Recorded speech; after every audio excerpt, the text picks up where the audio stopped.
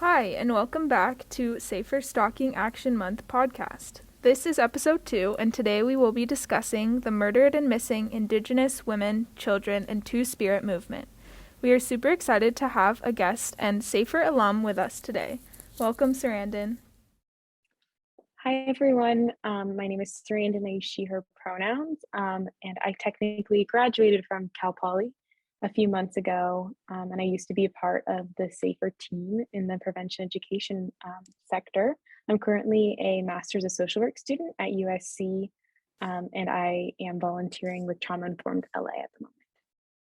Thank you, Sarandon. We are so excited to have you and very grateful that you are here to share your knowledge and experiences with us.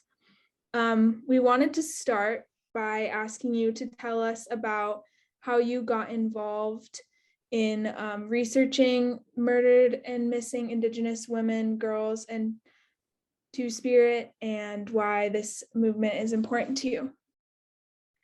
Yeah, so I first got involved researching MMIWG2 through a different research project. I was looking at the legacy of assimilation schools, or sometimes referred to as Indigenous boarding schools or Native American boarding schools.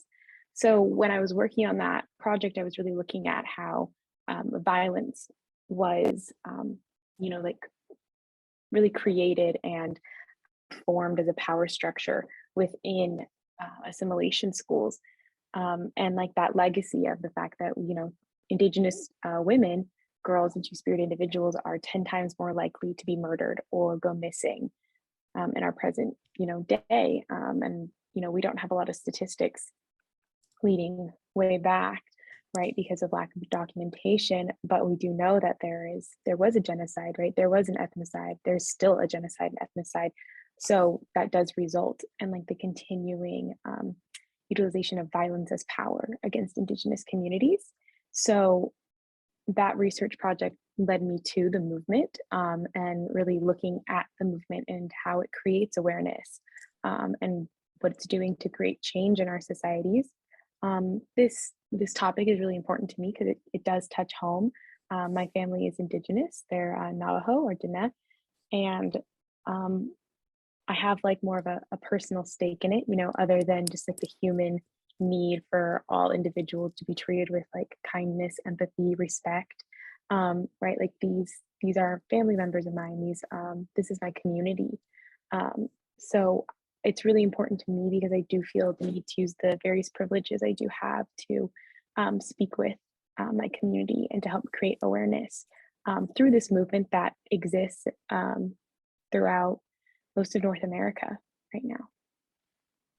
Thanks so much for Yeah, sharing that. I just found it very surprising and like 10 times more likely for Indigenous people and Two-Spirit individuals to experience this kind of violence. That was just one thing that really stood out to me that you just said, and I just think it's very, very cool how you found that personal connection and it inspires you in this work. And another thing you mentioned is how you try to use your privileged identities that you hold to help create change and spread awareness in this movement. I really appreciate that. Thank you.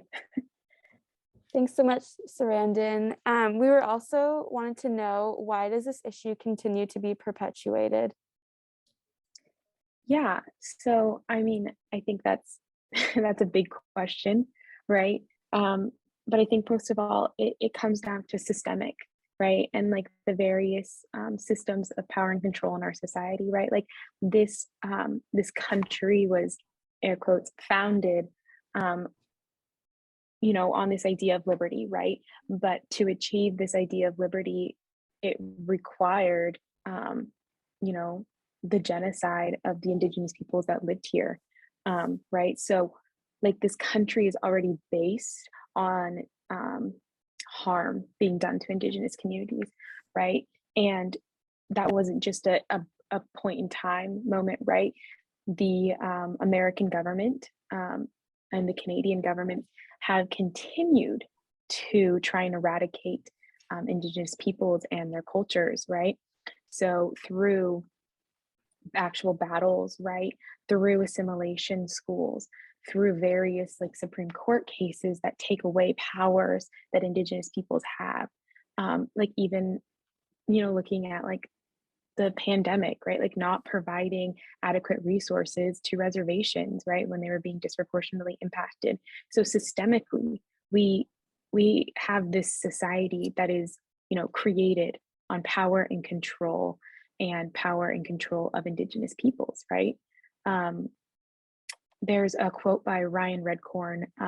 They say, they trespass our body like they trespass this land, right? So they didn't view, like the colonizers when they came, they didn't view this land as having like purpose or like value other than value to themselves, just the same as they didn't view Indigenous people as having value, right? Like they came to conquer and not to respect, and we don't, so how do we have a system that can change that? I don't know how we have a system that can change that, but it is our system that we live in, right? Our system is not does not value change, and it doesn't value holding those without powerful identities um, with respect, right? So I think it's mainly because of the system we live in and how that travels down to us on an individual level, right? Like, why does violence happen in the first place?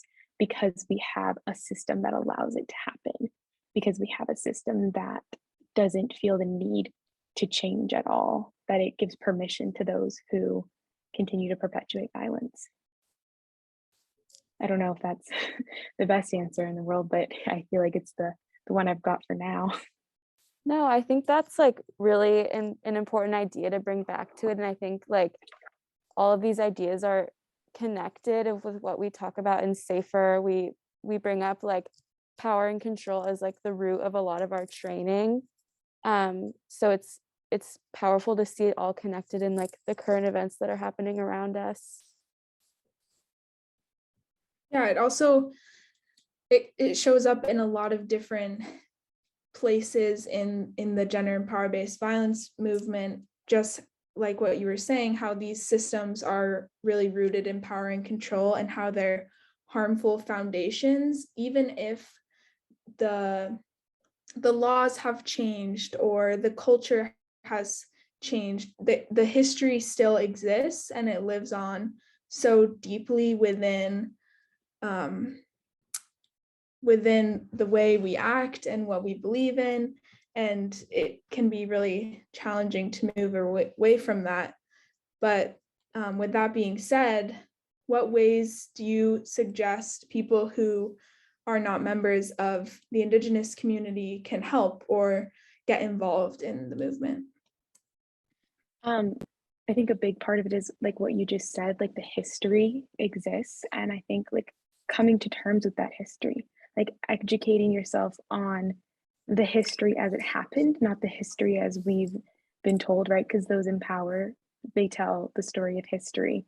And through that history, we have all of these controlling images, these stereotypes, these dehumanizing figures, right? So I think the first thing is you need to educate yourself, and not just on the movement, right? Like you need to educate yourself on the movement because that is so important. But coming to terms with the fact that we've been taught a different history than what actually occurred, right? Or that our history as taught in school isn't necessarily the one of Indigenous peoples. So I think first and foremost, you need to educate yourself to unlearn and relearn these things. I think that's a big phrase that comes up a lot when talking about like social justice, but we really do need to relearn. Also, you need to, I don't know, create awareness, I think is a really, really big thing, right? I think a lot of people don't know that Indigenous women face so much violence. Indigenous girls and Two-Spirit individuals, right? They face violence at disproportionate rates. So creating that awareness and advocating for change. You can always donate your time or your money to these causes, right? There's power in numbers.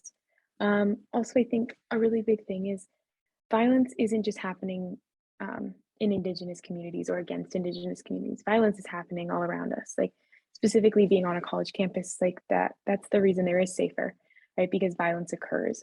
So creating that culture of like love and empathy and care within your own friend groups or within your own communities, right? Because we affect our communities as much as they affect us, right? So if we have the power to express that empathy and express that care, express that love, that will ripple out. That'll create a ripple effect, right? Because we're talking about big systemic changes, right?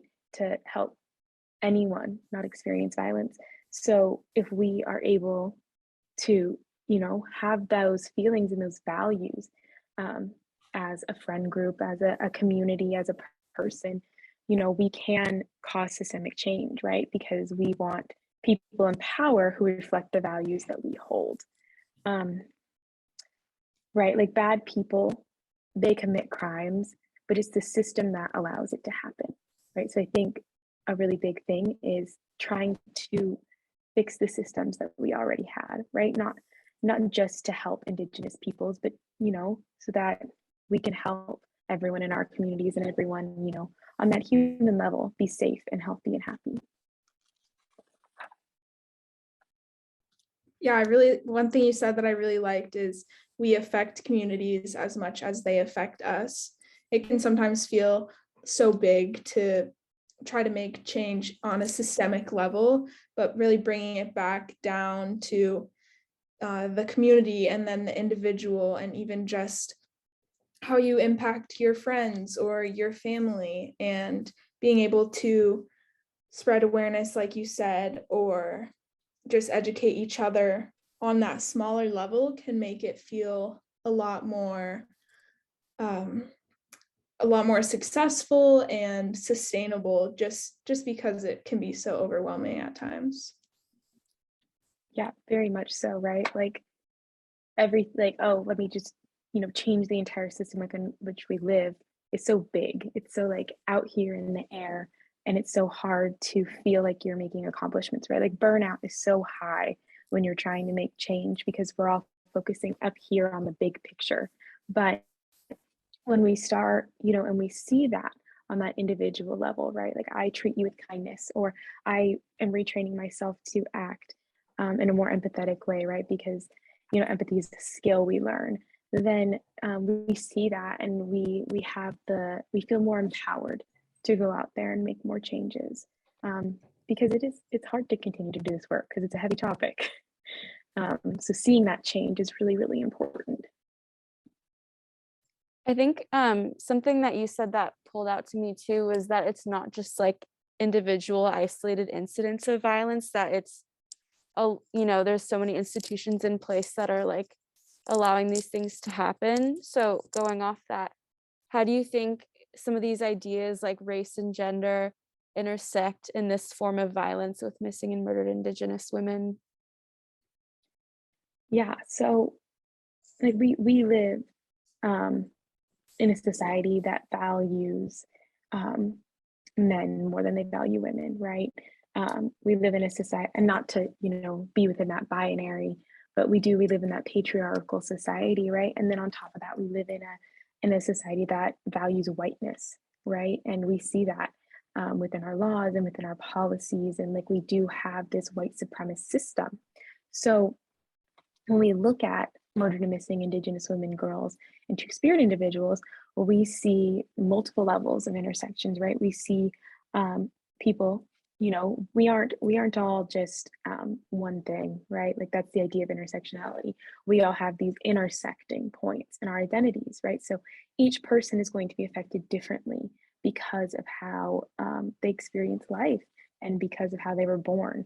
So when being Indigenous, right, you may experience, life a little differently because of your skin color, because of your culture, because the hundreds of years of historical trauma that have been done to, your community, right? And I'm speaking in generals, right? But this is, everyone has their own lived experience, and I can only, speak for my own. But you feel the weight of that. You feel the weight when considering that boarding schools, assimilation schools didn't close until like the 50s, maybe, right? So many of us have family members that were in boarding schools, right? So we feel that pressure, that historical trauma, because it isn't so far away from us. And then on top of that, right, like being a woman or being non-binary, which is two-spirit individuals, is the general term within Indigenous communities um, to say things like non-binary. Many Indigenous cultures have more than two genders, right? Like in the Navajo culture, there's four genders, right? So two-spirit is that blanket term being used. So if you don't conform to gender in the way our society has taught you to conform, or you are the gender that isn't as valued, as a person, right? There is that intersection that makes you more susceptible to violence occurring. On top of that, we have so many different media platforms that show us specifically that Indigenous people and women, and when that intersection hits Indigenous women, um, are dehumanized, right? They're objectified. Um, Anytime you pick up an old Western movie, you're going to see it, right? You're going to see inaccurate portrayals of Indigenous women and Indigenous women not being treated as if they are people, right? They're being killed, they're being assaulted. There were video games created, and I can't remember I think it was the 70s, Cluster's Revenge, where the point of the game was to cause harm to as many Indigenous women as possible in the video game, right? Land O'Lakes Butter, until very recently, had an Indigenous woman inaccurately portrayed, right? In the clothing she was in, as a symbol for their butter, right? So like we see these portrayals of people, but we're being told, right? We're consuming this media. We're always consuming media that Indigenous women are not women. So I think that, race and gender really intersect in a really prominent form here, right? Because you're dealing with more marginalized identities, right? That makes them more susceptible to experiencing violence, which is very sad. But it's because of how historically our media has portrayed Indigenous people. Yeah, I think really you highlighted well the compounding aspect of identities and how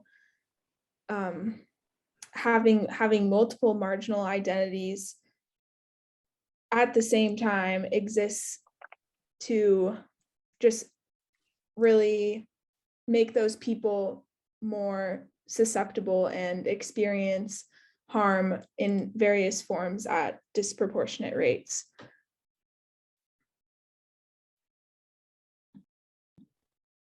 We just wanted to thank you so much, Sarandon, for devoting your time to working on this issue and educating people.